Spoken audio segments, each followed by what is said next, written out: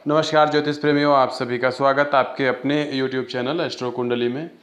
मित्रों, यदि आप नए हैं और आप हमसे जुड़ना चाहते हैं तो इस एस्ट्रो कुंडली YouTube चैनल को सब्सक्राइब करें, अपने मित्रों में शेयर करें। वीडियो पसंद आता है तो लाइक करें, नहीं पसंद आता है तो डिसलाइक करें। आप फीडबैक देना चाहते हैं, कोई बात कहना चाहते हैं, कोई प्रश्न पूछना चाहते हैं तो आप वीडियो के कमेंट सेक्शन में ज़्यादा से ज़्यादा मात्रा में कमेंट करें, अपनी बातों को रखें, अपने आइडिया को रखें वहाँ पर, और चीज़ों के बारे में अपनी राय रखें तो ज़्यादा अच्छा रहेगा। हम आपके लिए एक निःशुल्क कार्यक्रम लेकर आते हैं, जिसके अंतर्गत निःशुल्क ज्योतिषीय समाधान का कार्यक्रम लेकर आते हैं, जिसमें आपको अपने व्हाट्सएप से हमारे मोबाइल नंबर या व्हाट्सएप पर अपना date of birth, time of birth, birth place लिखकर भेजना होता है। इसके बाद में आप अपने संक्षिप्त प्रश्नों को लिखते हैं। प्रश्नों को लिखने का तरीका सबसे अच्छा होता है कि आप नंबर डाल दें, 1 नंबर, 2 नंबर, और ऐसे करके प्रश्न को लिखें, संक्षिप्त लिखें। प्रश्न जब लिख रहे हों तो यह ध्यान दें कि आप उससे संबंधित जानकारी जरूर दें। रिलेटेड इन्फॉर्मेशन बहुत नेसेसरी होती है कैलकुलेशन के लिए, क्योंकि आप ने पूछा कि मेरी जॉब लगेगी या नहीं लगेगी। अब आप ये बताएंगे कि आपकी एजुकेशन क्या है, आप प्राइवेट सेक्टर में सर्च कर रहे हैं, गवर्नमेंट सेक्टर में सर्च कर रहे हैं, आप यूपीएससी की तैयारी कर रहे हैं, या आप प्राइवेट सेक्टर में एक श्रमिक हैं। तो इन सारी चीज़ों को बताना पड़ेगा आपको कि आप किस क्षेत्र में काम कर रहे हैं, किस क्षेत्र में सफलता पाना चाहते हैं, या कम से कम अपनी जो शिक्षा है, जो क्वालिफिकेशन है, उसको बताने का कष्ट करेंगे कि हम बता सकें कि आपकी जॉब किस क्षेत्र में लगेगी। अब ऐसा तो होता नहीं है कि कोई लड़का आर्ट्स लेके मैथ का टीचर बन जाए, ऐसा संभव नहीं है। इतने सारे क्षेत्र होते हैं नौकरी के, व्यवसाय के, तो उसमें ढूंढ पाना, जब ज्योतिषीय निःशुल्क व्यवस्था कराई जा रही हो और तमाम प्रकार की तमाम कुंडलियाँ हों, तो उस समय ध्यान देना थोड़ा मुश्किल हो जाता है कि ये किस सेक्टर में जाएगा। अगर थोड़ा सा कार्य करने में अच्छा सहूलियत मिल जाती है कुंडली बनाने में और फलादेश देने में। तो आइए शुरू करते हैं। आज का लेते हैं पहली कुंडली। ये कुंडली आई है, इसका एस्ट्रो कोड इसका एस्ट्रो 160 है। ये कोड इन्हें व्हाट्सएप कर दिया गया है। इन्होंने अंबाला हरियाणा से प्रश्न किया है। दिसंबर 1988 में इनका जन्म होता है। 7 बजकर सायंकाल के 7 बजे, बृहस्पतिवार दिन है।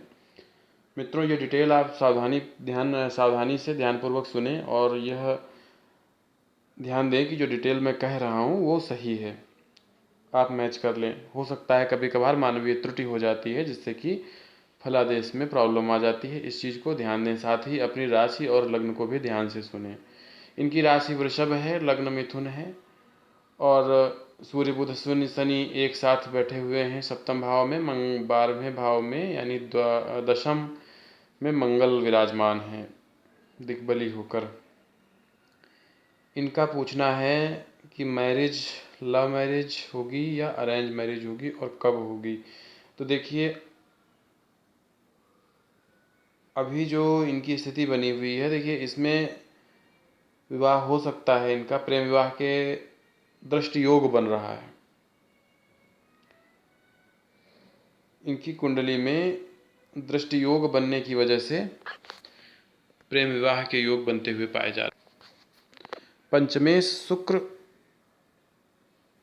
बृहस्पति को द्वादश भाव में देख रहे हैं, तो यहाँ पे एक योग बनता है कि आप प्रेम विवाह कर सकते हैं। पत्नी के मामले में बहुत सुंदर पत्नी होंगी, बहुत आकर्षक व्यक्तित्व होगा, पढ़ी लिखी होंगी, पर्सनालिटी से बहुत अच्छे होंगे।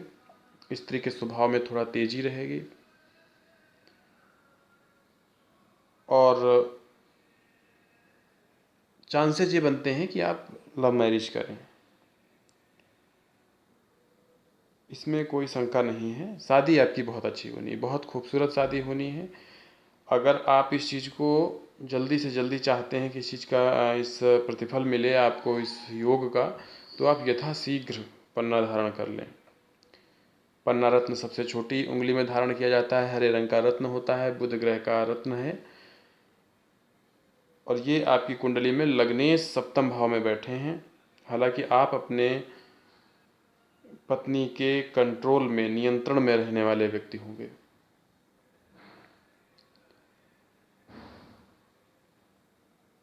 लेते हैं अगली कुंडली। इस कुंडली का कोड एस्ट्रो 161 है। इनका भी प्रश्न है लव मैरिज या अरेंज मैरिज होगी, और इन्होंने जो डेट ऑफ बर्थ दिया है वो 97 बताया है। महाराष्ट्र से, सोलापुर से हैं ये। 12:05 रात्रि में इनका जन्म हुआ है। और इनकी राशि सिंह राशि है। सूर्य शुक्र एक साथ पंचम भाव में विराजमान है। गुरु बुध की युति चतुर्थ भाव में है। और ये जानना चाह रहे हैं लव या अरेंज मैरिज। चंद्रमा की महादशा है 2032 तक। दशा इनके लिए बहुत फेवरेबल है, सपोर्ट में है इनके। देखिए, आपकी कुंडली में प्रेम विवाह का योग स्पष्ट नहीं होता है, और मेरी सलाह यह है कि आप इन सभी चीज़ों में ना पड़ें, आप अपने करियर पर फोकस करें, क्योंकि आपके लिए ये ज़्यादा महत्वपूर्ण हो जाता है। अगर आप इन सब चीज़ों में बहुत आगे जाएंगे तो आपको कहीं ना कहीं भविष्य में समस्या उत्पन्न हो सकती है।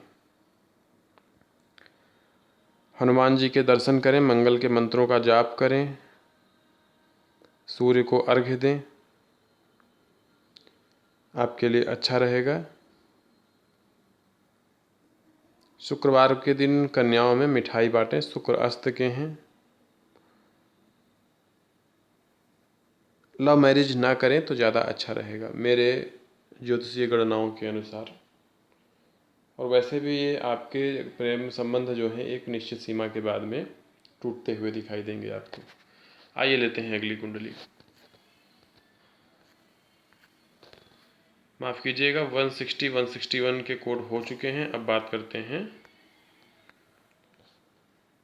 अब ये कुंडली, इसका कोड एस्ट्रो 158 है। इन्हें व्हाट्सएप कर दिया गया है। इनका डेट ऑफ बर्थ 1991 1991 जनवरी 2:04 सायंकाल दिया है। जमशेदपुर में इनका जन्म होता है। इन्होंने जॉब और मैरिज से संबंधित प्रश्न पूछे हैं।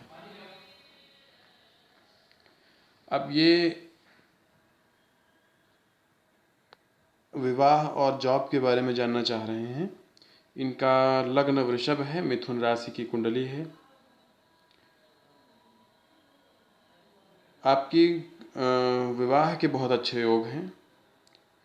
28/7/2020 के बाद में आपका विवाह सुनिश्चित हो जाएगा। जॉब के मामले में थोड़ा सा तनाव है आपको। जॉब के लिए स्थिति अच्छी नहीं है आपकी कुंडली में, क्योंकि दशमेश आपके अस्त अवस्था में है। शनि का कुंडली में अस्त होना जॉब से दूर कर देता है व्यक्ति को। नौकरी करने में विभिन्न प्रकार की बाधाएं आती हैं।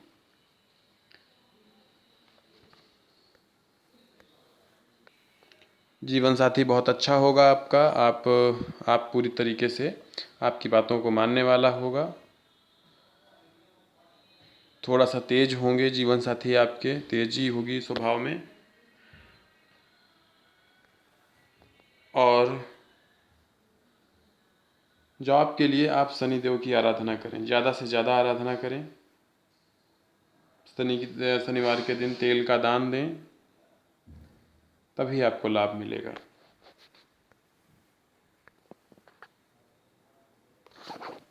इस कुंडली का कोड है एस्ट्रो 159। ये इन्हें व्हाट्सएप कर दिया गया है।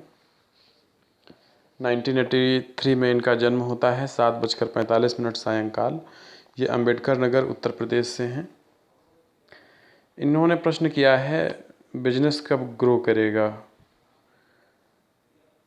बुध इनकी कुंडली में वक्री भी हैं और अस्त भी हैं। देखिए, एक प्रबंधन या एक शॉपकीपर या एक बिजनेस करने वाले व्यक्ति के लिए बुध का मजबूत होना बहुत अच्छा होता है। बुध का अस्त होना आपके जो प्रबंधन क्षमता है उसमें कमी ला देता है। इसलिए आप बुध के उपाय करें। हरी सब्जियां, हरे घास गाय को दें। अपनी सिस्टर इन लॉ को कोई ग्रीन सूट दे सकते हैं यदि वे हैं। वहीं पर आपने पूछा है कि ग्रोथ की बात करेंगे तो आपको मुनाफा कमाने या इस तरीके की बहुत सारी स्थितियाँ आएंगी। एकादश भाव में राहु विराजमान है, अच्छा फल देते हैं शुक्र की राशि में। धन का आगमन होता, मुनाफे यानी बड़े प्रॉफिट के आसार बनते हैं।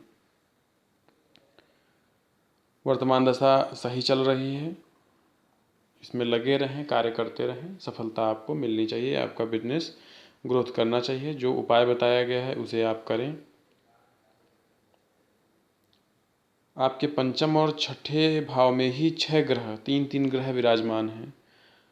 एक्चुअली होता क्या है, जिनकी कुंडलियों में 3 4 ग्रह एक साथ बैठ जाते हैं तो वहाँ पे मिश्रित प्रभाव देने लगते हैं। तो उसको समझना और उसका मतलब निकालना थोड़ा आसान नहीं रहता है, मुश्किल हो जाता है। और जब छठे भाव में 3 ग्रह बैठे हों, बुध गुरु सूर्य, तो स्थिति थोड़ा सा विकट हो जाती है। हालांकि इसमें कोई परेशान होने की ज़रूरत नहीं है।